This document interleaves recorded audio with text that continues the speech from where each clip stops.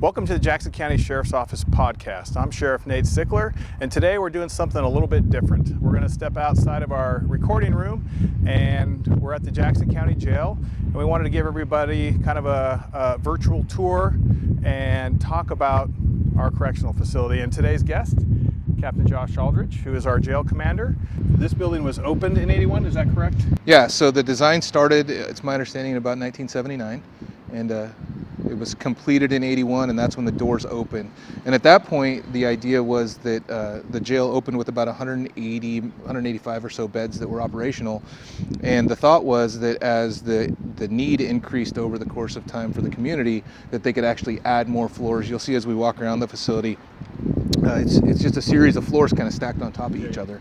And the idea was that at the max phase of the building, that it could house somewhere around 285 people. Yeah. So I can't remember what the population was in 1981, but I want to say it was around 130,000, 135,000 people. And today we're at 225,000. I think we're really close to it from the last census. So we serve the entire county, and we have a fairly busy county with regards to law enforcement. What's it look like lodging-wise? Like how many lodgings per year on average do we have here? So I think the highest year we ever had was just over 14,000 intakes to the jail. And that's not necessarily individual people, but that's, if somebody's arrested and they come to jail a single time, it counts for each of those. And 2024 will be right up around that 12,000 intakes mark again. And I think, it's important for people to understand that what that service means to the community. So anybody who's arrested for any reason in Jackson County comes into our jail. That can be from the most minor kind of property crimes, things like theft and trespass, but also, the people who commit the most serious crimes in our community, things like murders and rapes, they all come through our facility and stay here. And ultimately, it's the job of a county jail to make sure that those people are held safely until they get their chance to work their way through the remainder of the judicial system. Or if they're sentenced to just small stays in custody, if they don't need to go to prison if found convicted, then they would ideally serve their time in the county jails. So how many beds do we have in our jail right now? Overnight, we can go up to 300 people. During the day, 285. So with nearly 12,000 lodgings this year, and running at a capacity of 285, generally speaking, what does that mean for the criminal justice system? Like, how do we handle all that? I would say in Jackson County, we don't really handle it the way that we should appropriately. So we have to make decisions each and every time somebody's brought into the facility as to whether or not their charge level and their past behaviors really kind of warrant the need to take up one of our valuable beds for that individual. And so each and every day we have to look at that overall population list and decide which people are the lowest risk to be released back out into the community, because we can't take more. Yeah, a lot of challenges. Well, let's go inside and take a look at the space and take a look at our facility and give people a look. Perfect, sounds good. This is CIC. This is I would say this is the technology hub of the jail, if we can call such a thing in this kind of older building. But this is where all the cameras relay back into one single area so they can be monitored, and this is where the door controls are. Essentially, this is where a lot of the work goes on day to day as far as the control of the facility. This deputy assigned to this post is really kind of ultimately responsible for at least the exterior security of the facility. So anybody who comes in or goes from our facility has to be allowed into it from the person that works in this space. Because our facility is kind of up and down, our main path for movement is on an elevator. He controls all that elevator movement. And so, yeah, it's just a super busy, can be really stressful place. And this doesn't seem like the best practice for these kinds of areas. I've seen in modern jails where this area is more centralized within the middle of the facility, so you can also have a direct line of sight as well as your computer monitors and video cameras. Our facility is what's called remote supervision, and it's a linear design jail. And so you'll see as we get into the facility that we don't have any places in our jail where you can see large portions of the population at once. It seems very inefficient to supervise and very difficult to operate compared to a jail that is designed with those things in mind. Well, I think what's really important is that those inefficiencies create blind spots in our facility that, if not for the way that we actually staff, which is constantly roving through the facility, there's portions of the jail that would never be observable from, this person who is really in charge of controlling the movement of the whole jail. Speaking of there's people getting on the elevator. Are elevators common in newer design jails? I don't think a lot of jails designed currently have that up and down movement that our jail has. In technology-wise, like you said, there wasn't any of this when you started. Yeah, I think in 1979 when they began plans for the development of this facility, nobody even could have imagined things like Wi-Fi networks. And so, there's a single conduit. It was like an 1.5-inch pipe. It's all poured concrete building, so that one conduit was poured into the concrete, and it was really just for some basic electrical wiring. So over the years, as technological advances have come along, we've actually had to have major projects where core holes are drilled, new conduits installed, and it's really, even to do things like upgrade the camera system, we had to run whole new wires throughout the whole building, and so it's a really extensive project to do that. And expensive as well. And the modern designs that I've seen is they have kind of open rafter systems to where they can run conduit and lines very easily throughout the entire facility, which cuts down on your maintenance costs, your improvement costs, and a bunch of things. So it just makes it a really much better facility to operate long term. So I think one of the best ways to give a tour of the facility is to kind of see it through the eyes of somebody who either brings a person to our facility or somebody who have been arrested and come into our jail. And so we're out here. This is called the Sally Port. So it's the vehicular entrance to our facility. As you can see on both sides, there are big garage doors, because this is where we will come out and actually physically then take custody of that individual in this Sally Port space. All right, let's go check out the intake area.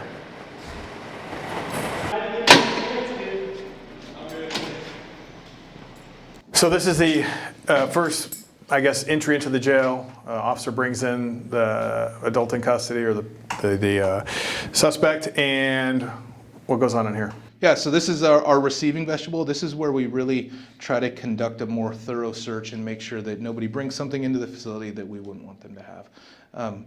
Arresting officers are oftentimes limited by the circumstances of the arrest as far as how much of a search that can be done.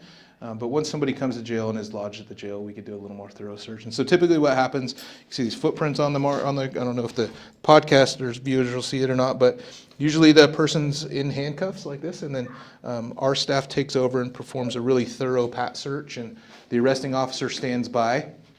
These spaces are this is when risk increases to our staff. So as I'm sure people can imagine, not everybody who comes to jail is happy about it.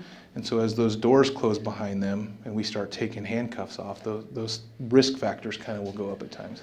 Yeah, I think a lot of people don't realize how many people get cited and released in our county. And it's interesting because of the lack of jail space over the years. Officers, sheriff's deputies, state police have made adjustments to their practices with using citation to appear instead of arrest. So really, when you talk about the people that come here, they're either, in circumstances that are troubling for themselves and the community, or a mandatory arrest, like a warrant or a domestic violence situation or a violation of a court order. But it's not everybody who's arrested comes to jail initially. It's only those who are taken physical custody of, and generally those are the most problematic individuals in the county at the time. Yeah, we see that a lot. I think one of the things that we've really been great as an agency about understanding is that usually arresting officers are bringing somebody to jail because there's not an alternative. And they also realize, and something that I really think is valuable, is that jail can be an opportunity for people who are, otherwise in a bad situation in their life. So whether that's due to an addiction or a current level of intoxication or some anger management stuff that they might have going on, jail is oftentimes a place where they can cool down. But it does mean that when they come through those doors, they're usually kind of at their worst. And so most people are arrested shortly thereafter they've allegedly committed a crime. Sometimes, drugs or alcohol are a factor in that. And so we see some pretty bizarre behavior in this location and in these first steps of our jail quite frequently. All right, let's go into the intake. So this is the holding area of our jail, and holding spaces in jails are places you're going to see really vary from jail to jail. So again, this is a place in our jail that was remodeled at one point. When I first started here, we had 3 holding cells, and you'll see that we're past that. Why this space is so important, though, is because while ideally, it would just be short-term stay for people before they move to our population. In our facility, where we don't have things like infirmary spaces or really places for people that are like actively detoxing off medication, we have to house people here for a variety of reasons.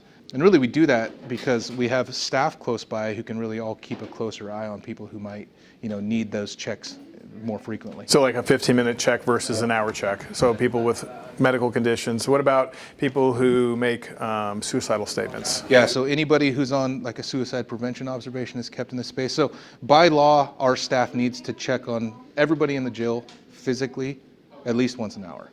And so when we put those enhanced sort of checks on, they have to stay down here in these places. So this has to serve as basically holding, so triage for housing, medical observation, and I guess individuals who are problematic or causing problems upstairs as well?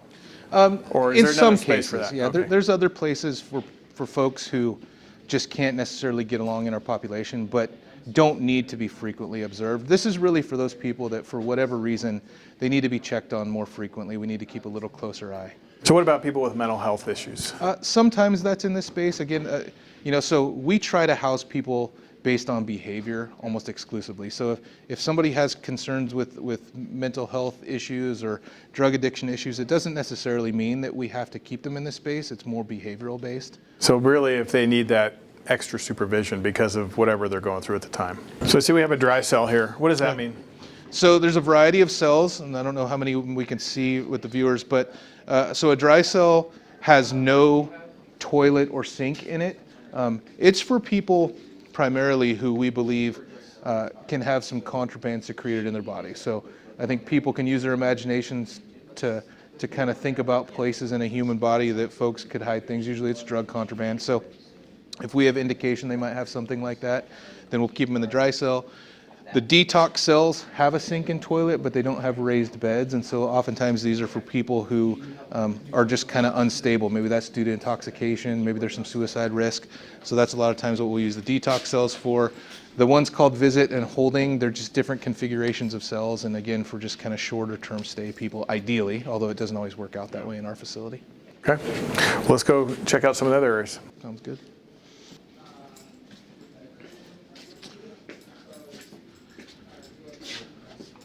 So this is kind of the next stop after people wait in the holding area for a brief amount of time, and this is where it's important for us to grab all kind of the biographical information on everybody that's in the facility. And so this is their chance to interface with our record staff, who we'll meet here in a little bit. But this is also kind of one of those spaces you see on TV shows where you get your phone call and we take your mug shots and we do the fingerprints on this machine. There's no ink here anymore, so everything's just digitally submitted to the state.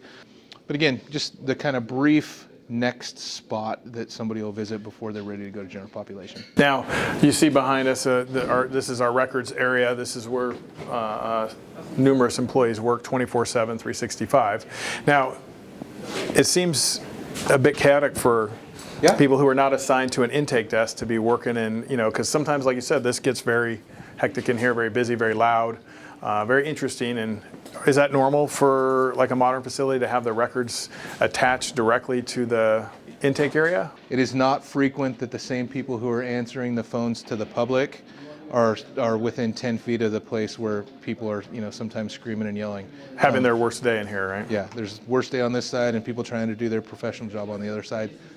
That's not a frequent design option for jails currently built. Yeah. Again, you look at places that were built in the late 70s and early 80s, they look close to this in a lot of situations. Yeah. And so talking about the way our jail is designed, above us is housing, correct? Like for all the housing units. So I know over the years we've had a lot of challenges for our record staff and all of our employees because plumbing gets clogged or broken and, rains down on our staff. I mean, how many times has that happened in your career where we've had to make some pretty major adjustments based on what's going on upstairs? Dozens and dozens of times. So, we got a building that's 50 years old, toilets that flush more often than probably any other building in this entire community. People live here 24/7.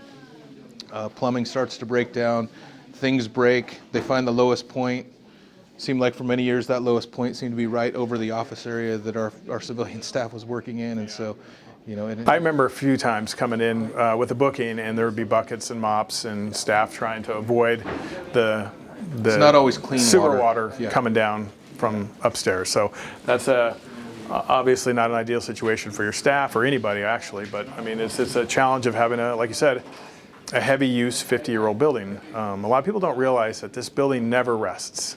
You know, old buildings, courthouses and whatnot, you know, they're open Monday to Friday, 8 to 5, closed on holidays, everything turns off. This building is hard use pretty much 365, 24/7. And I think that's a perfect opportunity to give a shout out. We have some great maintenance folks. We have 2 people who are assigned to this building really only, who work here and are always responsive to our calls for help when things break. But over the years, we've had some wonderful people who are able to come in and do the maintenance work. But it's nonstop and it's exhaustive, and a lot of that is just simply because things are beginning to deteriorate or began to deteriorate 15 or 20 years ago, and it just led to this point where... It is important to note too, I think, that it becomes more expensive each year to keep this building open and running. It's pretty inefficient, and there's a lot of things that need to be replaced, and so maintenance is going to continue to be a challenge over the next few years. Yeah, and again, you talked about it earlier with the kind of open-air models of the new facility. From those that I visited, I know you were able to go along on a few of those kind of visits to more modern facilities. That maintenance cost is very much reduced in those facilities. Great. All right. So as we move down towards the elevators, this is kind of the linear design of the jail. It's challenging to supervise without going around corners and to look at different things, and you've got to have a mirror up to see what's coming this way. I mean, it's a interesting design for sure when you're talking about supervising individuals. Well, and especially when you talk about supervising individuals in a place where, again, not everybody is on their best behavior. You know, as you walk up to this corner that you mentioned, I can't see around that corner until right now, and so it's the mirror, right? Yeah, like we got to put mirrors up, and you just kind of make things up to try to create the safe environment the best you can. And it's not just safety for our staff. I mean, remember that we have assaults from one adult in custody to another, and so we're always just trying to protect that. And yeah, the linear designs and the narrow hallways and the just kind of a lot of blind spots, it makes it really difficult. Yeah, I mean, it certainly creates opportunities for individuals to do stuff that they shouldn't be doing. A lot of times you can anticipate maybe an assault happening, but over the course of my career, I've seen people just randomly punch a deputy for no reason, people we've always gotten along with in the past. So people in here are having bad days just like everywhere in the world, and you can't always just guess what that behavior is going to look like. Yeah. So down here we have another long hallway, but laundry's down here. Yeah, so we have a laundry room down there on the right, and then we get to our visiting spaces on the left. Okay, let's go check out the visiting space real quick before we go upstairs.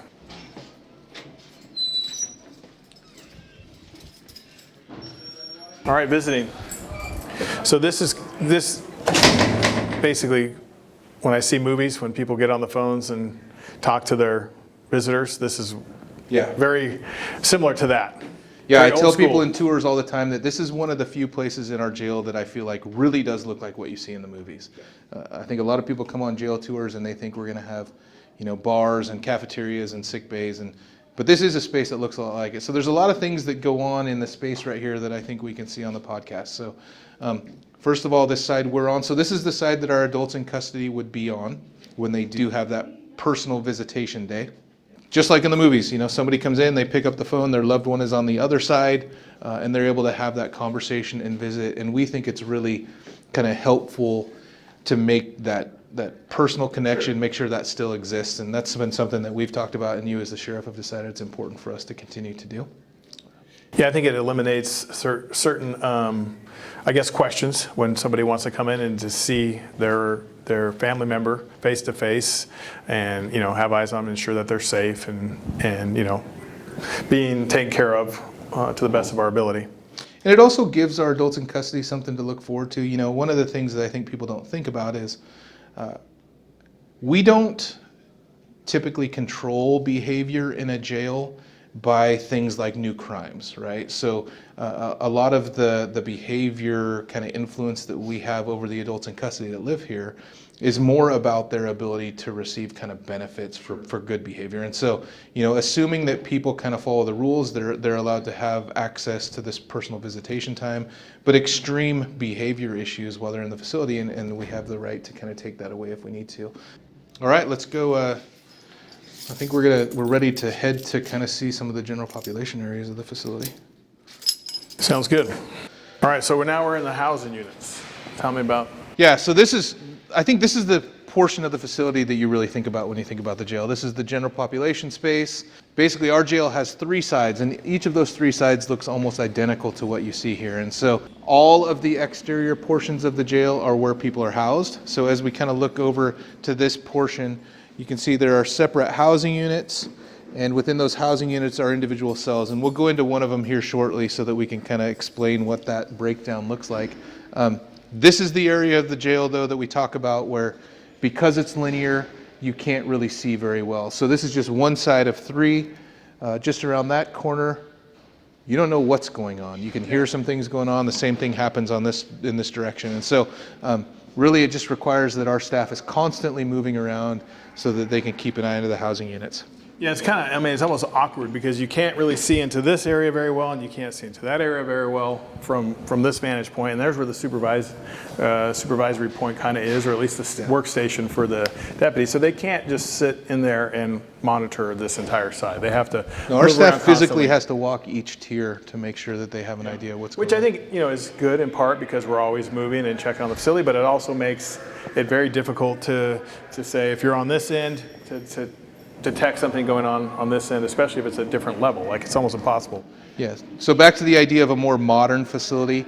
Usually that deputy space is at the highest point of those modern facilities, and then they look down into essentially what are pieces of the pie. And so an entire housing unit would just be this open pie in front of you that you were able to look down in and have a visual space of all of those locations in the piece of pie. Yeah, to me it's like right now we're sitting not even on the front row of the movie theater, but on the floor in front of the screen. Yeah. And if we were in the back row of the theater where we could see the entire screen and all of the patrons in front of us, would be what it would be like to supervise a modern jail. Yeah, that's a great comparison. And as you can see by the deputies walking around there, we just constantly have to move up here, and in that movement, they're doing things, right? So you got to get somebody out of this housing unit and take them to a medical visit, get somebody out of this housing unit and take them down to a professional visit, return these people to court. And so it's just constant movement all day long. So a jail this size, but in a modern design, essentially could be more efficient to operate, even with regards to staffing. Yeah, one of the jail options that I've seen is it's almost the exact same population of what we house here in this facility. It's in a big single piece of pie, and so the deputy staff, the supervisory staff, it takes one of them to look around from the top, and then there's a series of 3 or 4 deputies who are responsible for all of the movement within the facility. We're talking 4 total people as compared to the 12 like we discussed that we have here at any time. So if we walk this direction, we'll kind of show you what our medical station looks like here at the facility.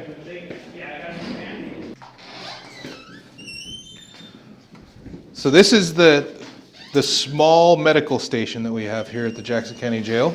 And I think it's one of the places that I feel like as I give tours is maybe the most surprising to some of the public. Again, you think about what you see in movies, and there are these big, kind of hospital spaces, almost like hospital infirmaries. beds. And some modern jails do have that, but we definitely don't have anything close to it. So you're basically standing in what would be the waiting room. Okay.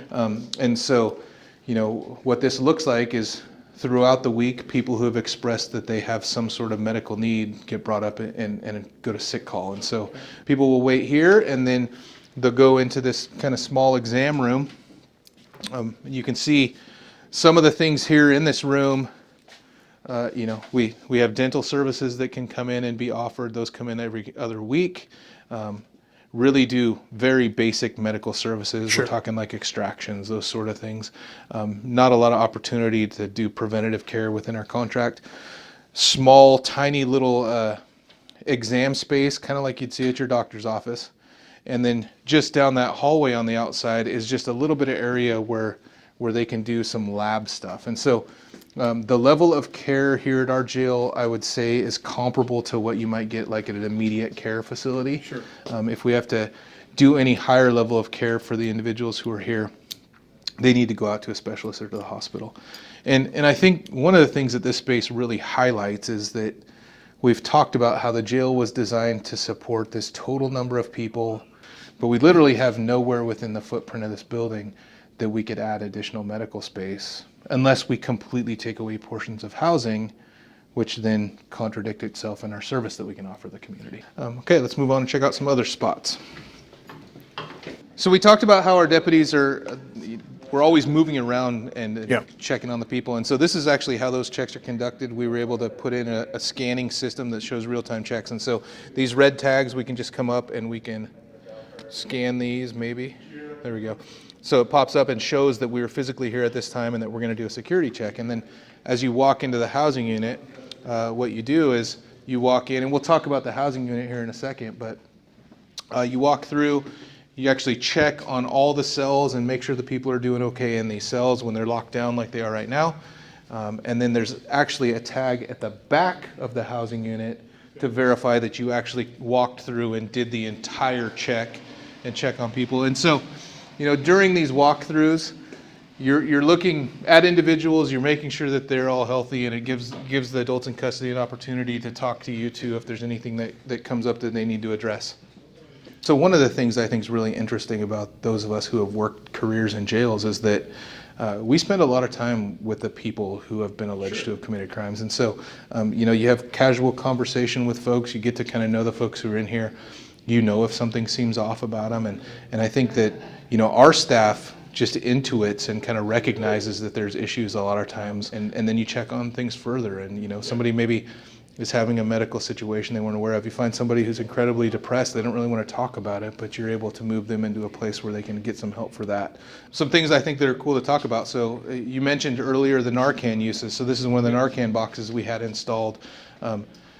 Again, with the fact that our deputies aren't always physically present at every housing unit, if one of the adults in custody is recognizing the fact that maybe somebody's overdosing, they have the ability to kind of, break here in case of an emergency. It sets off a siren, which alerts our staff who then can respond, but there's also Narcan here that they can administer to each other and perform that kind of life-saving measure. And it has happened. We've had a few cases now where adults in custody administer Narcan to each other. So in this area, these are all double bunks? Yeah, so what we have here is this whole thing is considered a housing unit. That's how we refer to it. The space that we're in right now is the day room space. Okay.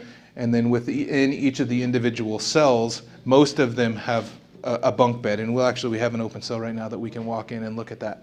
Showers down at the end of the housing unit in the day room. So when people are out in this space, they can shower whenever they want to. Kind of the day in the life of a housing unit in our jail, about 5:30 in the morning, most of the time people are awakened for breakfast. Our staff brings that to the housing units. So again, kind of in the movies, you see people move to cafeteria space. We don't do that in our jail. We bring everything we can to the housing unit. In the day room, there are a lot of different things that you can do. So down here you can see there's a phone for outgoing calls. We have a kiosk, that silver framed thing that's mounted over there. That is both an opportunity to access information. There's communication with staff that can happen on there, written communication. We can set up those video visits we talked about earlier. We should check out a cell. So this is a double bunk. It's got a toilet, it's got a sink. It's maybe 8 by 8, roughly? I think that's about the dimension. And again, when this facility was designed and built, every single one of these cells was just a single bunk. One of the first, improvements, one of the first things we did to expand capacity was that the upper bunk was added. And so, this would house 2 people. Again, based on that classification, they would be people who had similar criminal histories in most cases. You can see it's pretty sparse though. There's the bunk area, sink, toilet. Obviously these are all things that are rated and designed for use within a correctional facility. I think, a lot of people have heard about things about the mental deterioration that can happen to people in facilities. We know, unfortunately, even though that we're not a mental health facility, that a lot of times people end up here that have some varying degrees of mental health, kind of affecting their behavior. Challenges, yeah. And unfortunately, those people have to be housed wherever we have Sure. space, and a lot of times those are in housing units just like that until they can be, the other portions of the community that can help assist them can move them along to a facility that's more suited. So let's just say, we got 1, 2, 3, 4, 5, 6, 7, 8 separate cells here, and each is a double bunk. So 16 people can live in this at its max capacity. And it's constant management, and it's really because, again, it goes to the design of a facility. And this was a popular and common design back then, and it was really about keeping people secure in spaces, and it was a lot less about kind of those rehabilitative opportunities, corrections that can happen in a jail space. So this empty cell could be needed within 5 minutes if there's a behavioral issue up in the dorm housing. Yeah, this empty cell will be filled no later than this evening. So as you could see when we were down in the holding space, that was starting to get kind of full. They have moves. We do daily moves right before dinner time, so we make sure people are up here. So court's going to finish up. Court's happening right now in the middle of the day.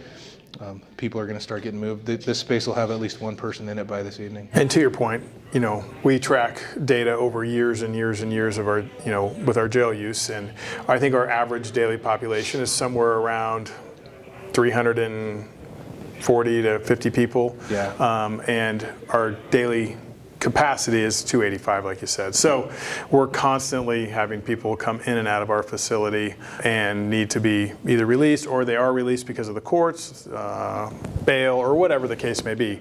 But we're certainly taking in way more people than we have beds for every single day. Again, ideally our goal is to serve the needs of the criminal justice system and specifically the courts. And so our hope would be that people are kept here long enough till the courts can make the decision about whether they should be in custody or not that we have to release them due to overcrowding.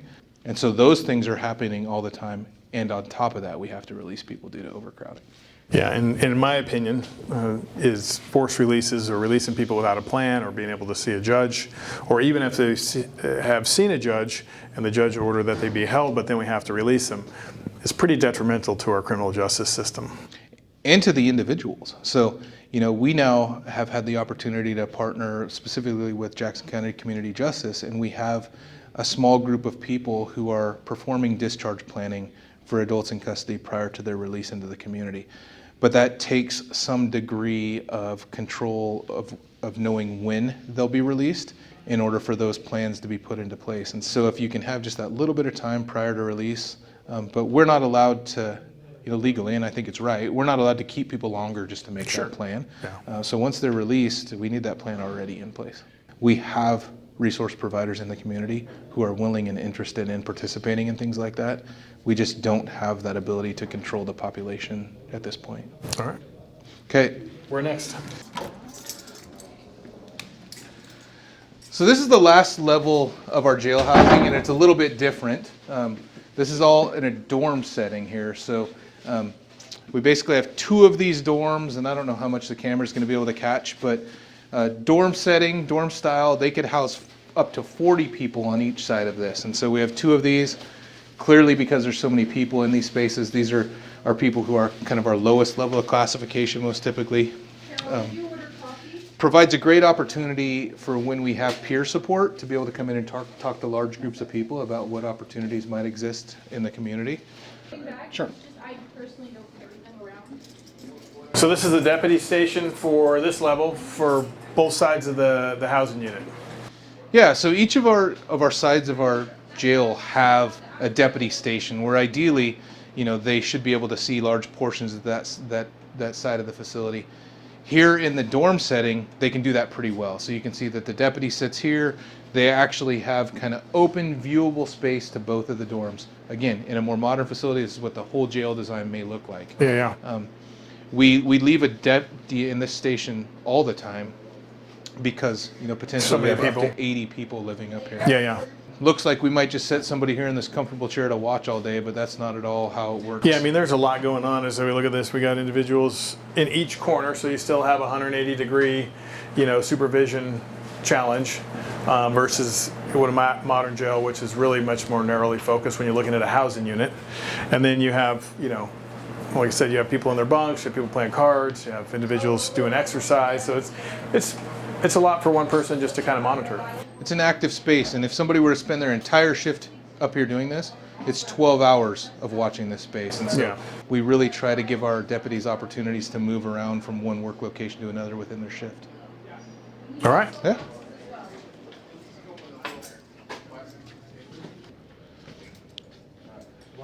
So where we're at right now, this is the female housing space of the jail, and why this is a cool space is because when this facility was built, this is actually where the sheriff's administrative offices were. This is where patrol operated out of, and when that portion of the agency expanded to the degree that they needed more space, we were able to come in and work with an architect to actually create more jail space out of this. So again, just maximizing the footprint we have to the most. I remember when I first started on patrol in the county, we would come down here for records. Our criminal records was here, patrol, detectives, everything was down here. So yeah, it's come a long way, but this is the expansion that was available for this footprint. This is as much as we can go. Yeah, we can't dig any deeper, we can't go any higher, and we really don't have any space out to any of the sides. So I think the cool thing that this area does, I mean, it's not designed like a modern jail would be if we could design from the ground up the way we want it, but it does provide a lot of efficiencies for supervision, kind of that 360-degree. Yeah. You can see, but there's cells behind you, cells behind me, and there's 3 different housing units within this one space. And what's the total beds down here? Yeah, so there's 62 beds here, and like you say, this is kind of a shrunken version of how a modern facility could be laid out, where like literally from standing in this point right here, I can see into the 3 different housing units. In this one behind us, we even have bigger windows into the cells that you can kind of see all the way from this space out into them. So it definitely gives you that better 360-degree view. Cool. All right. Just for that, you're going at the bottom of the whole. All right. So this is our kind of the main hub, the records. Yeah. For all of the things that we've seen that happen at the jail, somebody's got to keep track of all that. And that's kind of, I think, one of the most forgotten portions of the sheriff's office at times is the civilian staff that kind of supports everything we do, both on the criminal side and here at the jail. So a lot of work is done here. So remembering again that all of our kind of purpose for existing is in support of the court. The staff that works here 24 hours a day, they do everything from the reception to help the friends and family of folks who are coming in. All of our visitors, they meet that group there at reception. They do all of that entry interviewing that we talked about as new adults in custody are brought into the jail. Got to capture all the information both about the arrest and about the individual. And then that works its way through, and they keep track of all of their court records during the duration of their stay. And then eventually, as they're released through the window and kind of back out into that lobby where we first came into the jail, they're tracking all of that. And again, we talked about 12,000 people a year. Each of those, if we were back in the paper days, now we keep everything digitally, but each of those, had at a minimum a dozen sheets of paper that went along with it, up to hundreds for people who are here for long periods of time. So just a lot of documentation and work that are done by the staff here. So before we close out our show today, we'll talk about a couple other things. So, we talk a lot about some of the negative things with the design of the jail, right? But there's a lot of good things we've been doing with the space that we have over the last few years to really try to support the criminal justice system in the best way that we can. You want to talk a little bit about that and talk about some of the treatment programs we've implemented and some of the other things we've done, I think, that are innovative using our space well. Yeah, it's really kind of an exciting time to work in corrections, at least locally, because people I really believe they're starting to see what we've known for a long time, which is that jail can be an opportunity for people and for the community. And so again, with a goal toward kind of improving the livability situation within our community and everything we do, we now have entered into some partnerships with providers in the community that have both peer organizations working here within the facility and also medical providers working here within the facility to try to get people started on treatment while they're in our jail. We have a partner with the Medford Treatment Center here in the community. They can come in, they can get people started on drugs that not only help with withdrawal symptoms, they help reduce the risk of overdose when somebody gets out of the facility, but they also provide kind of a much needed opportunity to access treatment. That's one of the biggest things right now. That is actually a partnership with several different organizations and really has been bolstered by funding sources both through other partners contributing and through some legislative efforts. So. Yeah, that was really great. And then we have peers coming into the jail now? Yeah, so part of that same project, we have peers from 3 different organizations who, many of whom have lived experience, have struggled with addiction in their past, and some of whom have been lodged in this facility while I've worked in it early in my career. Those people have turned their lives around. They're now certified peer recovery mentors, and they come into the jail and meet both one-on-one and in group settings with the people who are in the facility and just talk to them about what opportunities exist both while they're in custody and when they get back into the community. Yeah, and our whole goal with these programs is to keep people from coming back through our doors, repeat offenders. It's so taxing on our criminal justice system, and as we move through episode 2 and 3, or part 2 and 3 of this series of podcasts, we're going to talk with our criminal justice partners on how forced releases and recidivism impacts their organizations and overall health of our community with regards to criminality. So, yeah, and I think that's the key. You brought along with you when you became the sheriff this focus on just kind of everything we do, improving that livability in the community and doing that through the values that we as an organization have decided to prioritize. And we want that to be a reflection of the way we treat the adults in custody while they're in our custody. And I think that these new efforts are exciting. I think that we've got some really great partnerships in our community, some people that we value those long-term relationships with that are really doing great work. Great. All right. Well, hey, thanks for doing this today. Absolutely. Appreciate it, and we'll see you next time. Thanks. All right. We're walking out. Oh, yeah. Hold on. Sprint out.